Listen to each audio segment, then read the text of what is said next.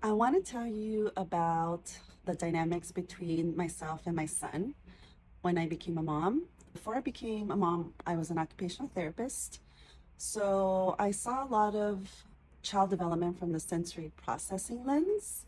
And I thought it was a really good tool for me to observe my son as he got older because I can see how he was developing and what his needs were. And I think the important part of that is that I, as a mom, understand him and that I know what he needs and that I know or predict how he's going to behave.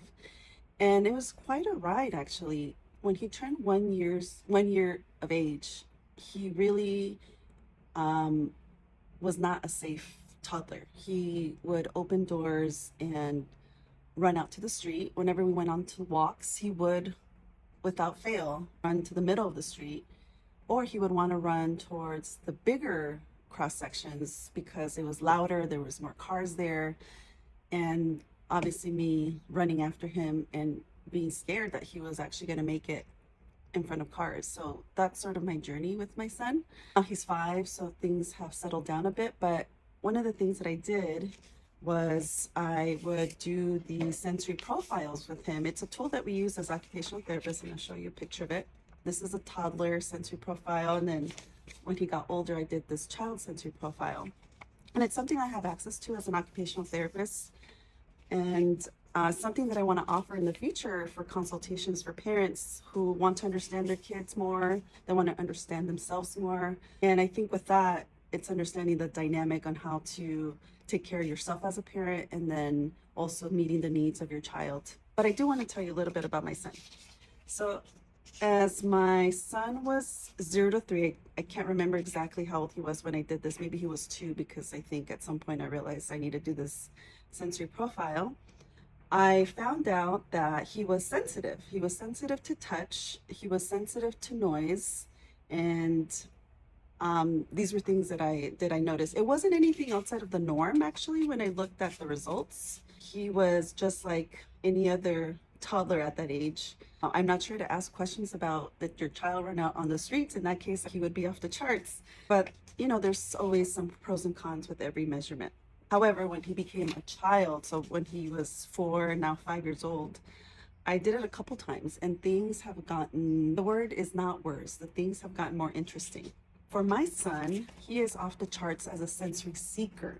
A sensory seeker is someone, think about Tigger from Winnie the Pooh. He is just full of life, can't get enough of life, has to move all the time, is jumping up and down. He cannot stand still. He walks around in circles when he's in the house. I've observed him in his classroom. He is the one that is not sitting quietly or isn't sitting still in comparison to the other kids. That doesn't mean that there's anything wrong with him.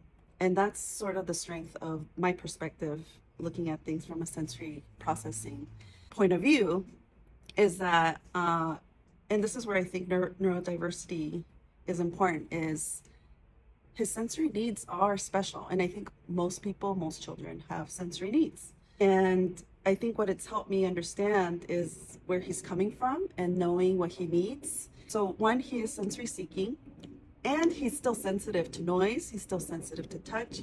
He is somewhat more aware, and he requires more intensity around his mouth. So he likes salty, he likes crunchy, he likes sour, those types of textures and flavors, because his sensory nervous system it's so high, so his threshold is high, that he requires more information for him to feel good in his body.